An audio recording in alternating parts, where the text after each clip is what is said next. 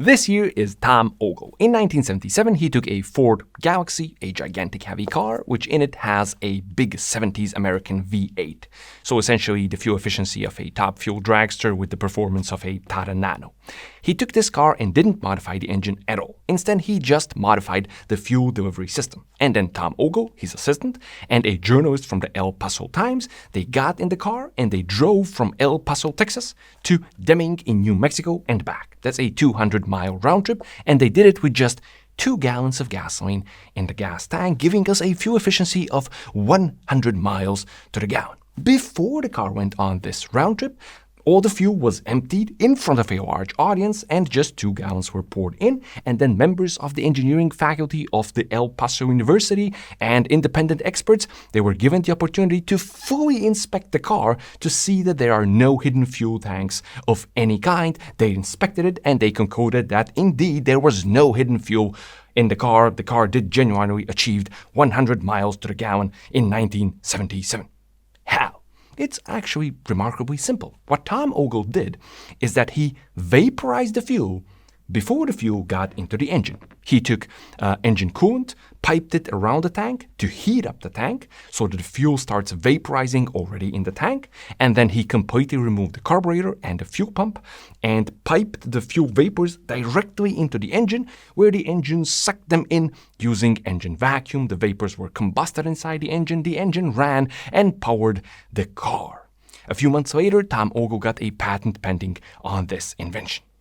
Now, in 1977, the US was in the middle of the oil crisis, so anything that offered a dramatic improvement of fuel economy was, of course, very attractive. And indeed, many different companies, including at least one oil company, 2 car manufacturers, and even the United States Air Force, expressed interest in Ogle's device. In 1978, Ogle sold his device to AFS, Advanced Fuel Systems, a company from Washington. According to the contract, he got an unspecified amount of advance money, 100,000 shares of AFS, 6% royalties on the sale of every one of his fuel-saving devices. He also got a monthly salary and the right to visit AFS. But just a few months later, after signing the contract, the Securities Exchange Commission, it filed a complaint against AFS, stating that AFS had violated provisions of the federal securities law, and so Ogle and his backers, they became entangled in red tape and legalities. By 1981, the legalities were not untangled, and the device was not on the market. In April of 1981, Ogle was shot in the stomach by an unidentified man. He survived, but his room was guarded by police. A few months later, in August of 1981, Ogle, just 26 years, was pronounced dead. According to medical examiners, he had died from an accidental overdose. He was drinking heavily while also consuming 20 pills of Darvon, which is a tranquilizer. He left no suicide note or will or anything, and his friends, lawyers, supporters, they refused to believe that he would deliberately take 20 tranquilizer pills while drinking heavily, despite the fact that he did have money and legal problems. Now, his wife, she inherited his estate and the benefits from his invention, but his invention never came to market. Can you hear that? Yes, I can hear it. It is the increasing heart rate and the pumping adrenaline glands of all the conspiracy theorists watching this. The perfect conspiracy theory, isn't it? A super fuel efficiency device suppressed by the government / big oil / lizard people. Yeah, that's not what we do on this channel. We don't just talk about conspiracy theories. We give answers to questions. And today we're doing a deep dive into Tom Ogle's fuel vaporizer device to learn how, surprisingly, there is legitimacy in this device and how it could, in theory, actually improve the fuel efficiency of even the most modern, most advanced direct injection engines. And then after that, we're going to learn the real reason why it never came to market. But before that, something 100% unrelated to the topic of the video. A while back, I moved to Portugal. I'm trying to learn the language, but it's taking time. And so right now, I'm at the level where, let's say, I can confidently and properly order something in a restaurant. Uma água natural, se faz favor. So I sound totally natural, but I'm really not at the level where I could hold a proper conversation with somebody or read a book in Portuguese or whatever. Now, something else about me, I like to watch anime. And the other day, I finally found time to watch Suzume, so I got down, started Netflix, got my snacks, and then this. These were my only subtitle options, and just to be clear, even if an English dub was available, I would rather dip myself in acid than watch it.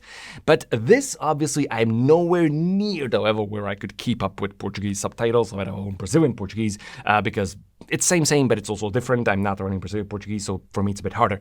Anyway, I immediately thought, okay, this is the consequence of me moving, so I'm going to move virtually. I'm going to use a VPN. And then I thought I'm going to use a free VPN because I don't want to spend money on a VPN. And that was a fail. Because I'm new to this, I didn't really know. Netflix actually tracks VPNs and tries to block them. And the free ones, they don't do nothing. And yeah. Coincidentally, I swear coincidentally, I got an email about doing a sponsorship for CyberGhost. CyberGhost is a VPN, so I thought, okay, whatever, just another VPN. And I was doing research to find, something to say about CyberGhost for the ad, to do this ad script, and I found this. Listen. CyberGhost VPN has streaming optimized servers specifically for Netflix in various countries. And our team checks these servers regularly to make sure their IP addresses work with the streaming service. So I decided to give it a try to see if that was true, and it was. Boom, immediately, Suzume, English subtitles. I was so happy, and so I decided that this would be my ad. Now for the rest of the stuff that I'm supposed to say, I have it all here. CyberGhost has more than 38 million users worldwide. More than 20,000 people have rated excellent on Trustpilot. It ensures complete online privacy, meaning that nobody can track what you do or see what you do online. Honestly, I don't care about this when it comes to VPNs because I have nothing to hide.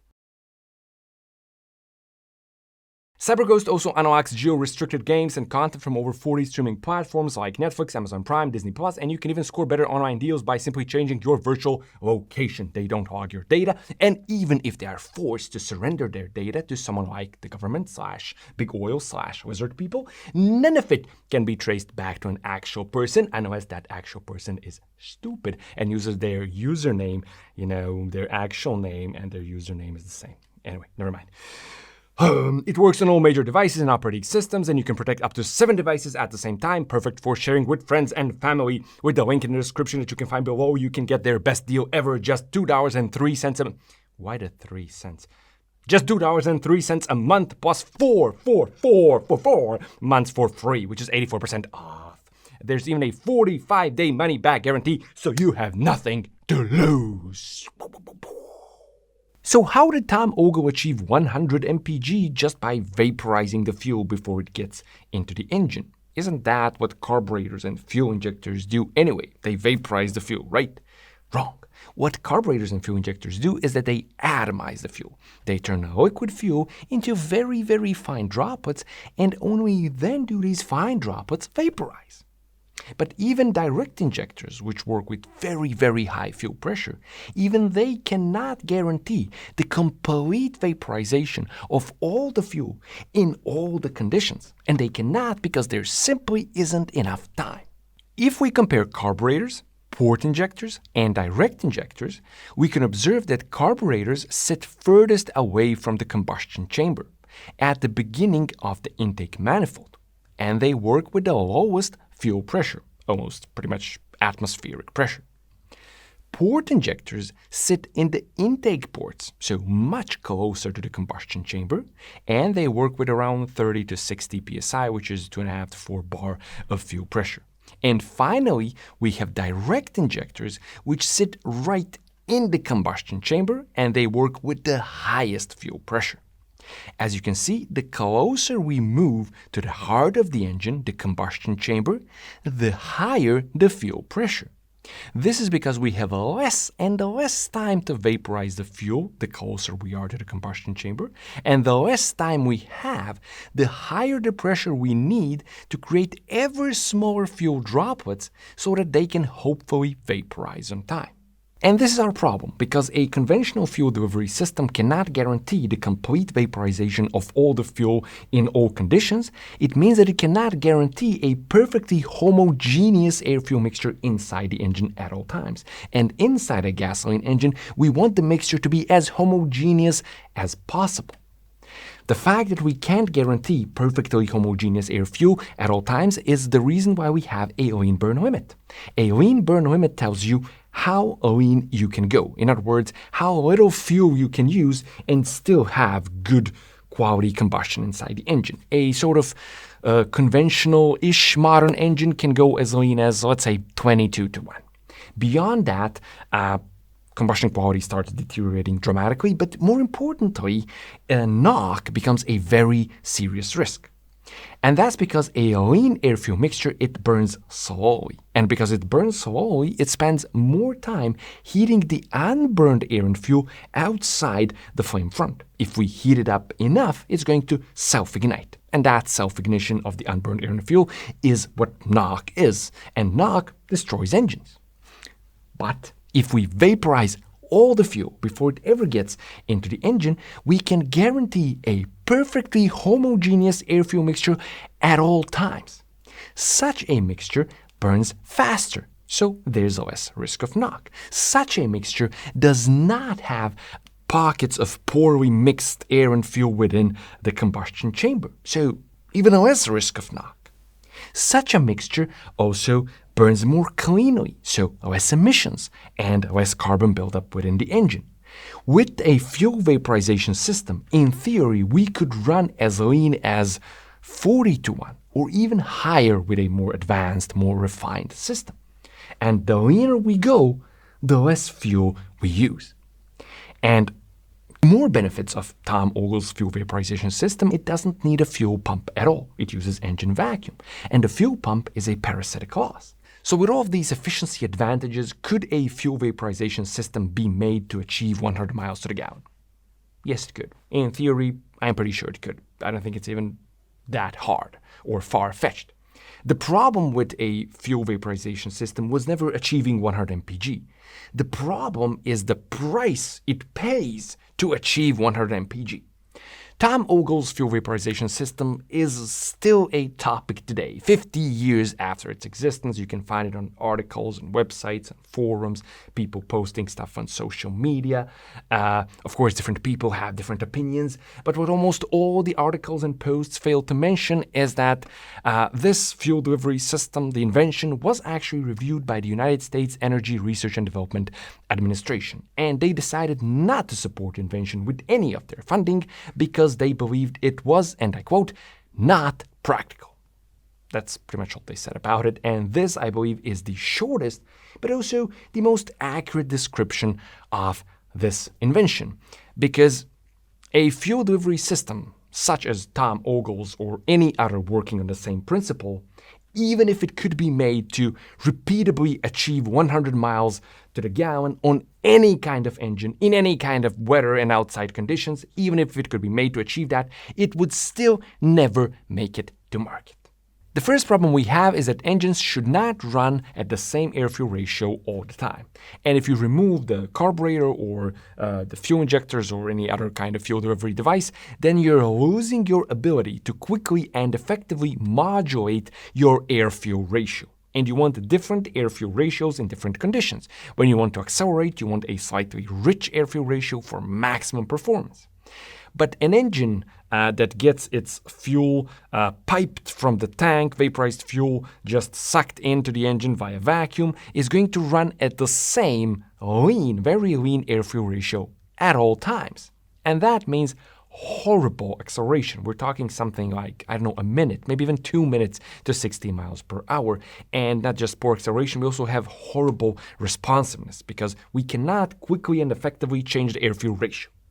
The other problem we have is that the relationship between engine vacuum, which is our sole means of getting the vapors into the engine, and the relationship between engine vacuum and engine load and RPM is not perfectly linear. And that means that not only do we have poor acceleration, we have unpredictable acceleration.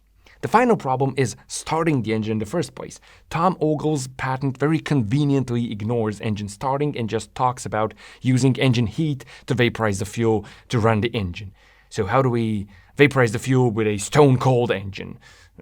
campfire under the fuel tank or something, I don't know. Of course, we could use a external electric heater to vaporize the fuel, but then that's just another type of loss, energy loss, and we would need a probably much bigger battery to support that heater, and I don't know. So on its own, a fuel vapor system, not a good idea. But what about this? Listen to this. What if we made a hybrid? What if we combined the fuel vapor system with a conventional fuel injection system? We get the easy starting and the good performance of the conventional system, and then when we're cruising, light throttle, highway, whatever, we switch over to the fuel vapor system for extreme fuel efficiency. That makes sense, right? Well, no. Let's completely ignore the fact that this system would be complicated and expensive, 2 different kinds of fuel tanks, lots of moving parts. We have to be able to quickly and accurately switch from one system to the other all the time as we're driving. So let's imagine that could be done easily. Let's also ignore the fact that now we have an engine that can do 40-to-1 air-fuel ratios reliably without fuel vapors. It's Mazda's Sky Active X engine with the spark-controlled compression ignition. It can do 40-to-1 at low load, very, very lean air-fuel ratios. Let's ignore that engine as well. Let's ignore everything. Let's pretend we can do a hybrid fuel vapor, fuel injection system, and somehow with a lot of research and development, it's simple and efficient and dead reliable. Even in that case, it doesn't make sense. It's never going to happen. It's not coming to market because fuel vapors, they have 2 more fatal drawbacks. The first drawback is safety. There's a reason why we vaporize fuel right in the engine milliseconds before we ignite it. And that's because fuel vapors are a lot more volatile, a lot easier to ignite than a liquid fuel. So a leak in a fuel vapor system is extremely dangerous. Not only is it very hard to detect because there's no liquid fuel coming, it's just evaporating into the atmosphere, so you can't really see it. And then all it takes is for you to be at the wrong place at the wrong time with your leaky fuel vapor system, and then somebody throws, I don't know, a cigarette in the direction of your vehicle, and suddenly you're waking up in a tavern full of adventurers and monsters looking for your next quest. The other problem, the other fatal problem, is that fuel is a complex mix of hydrocarbons. It doesn't all vaporize at the same temperature. Light ends like, I don't know, butane, pentane, that vaporizes around 30 to 60 degrees Celsius. This is something you can reliably, repeatedly vaporize with engine coolant heat. But heavy ends like nonane, decane, whatever, that vaporizes between 100 to 200 degrees Celsius. You cannot vaporize that with engine coolant heat, which means that with a fuel vapor system, you would have some unused fuel sitting in your fuel tank all the time, and you could not use that fuel in the conventional fuel injection system if you had a hybrid system, because it's different quality fuel, different energy content, resulting in unpredictable, weird performance. So you would actually have to empty the fuel from the fuel vapor tank periodically, and you would need like a network of places that would collect that fuel and, I don't know, refine it, reprocess it. It just doesn't make sense. So basically, it turns out that the media and the people love a good story. Surprise. And a young man accidentally discovering something incredible, which then gets suppressed by the government and big oil and lizard people, makes for a really good story. And good stories are fine. I love good stories too. I just wish more of those good stories also included the boring science, which explains why this invention really never was and probably never will be disruptive technology. So then why did somebody try to kill Tom Ogle? How should I know? Maybe it really was a big oil CEO, a lizard person, somebody with very poor understanding of physics who thought that this invention would destroy their company.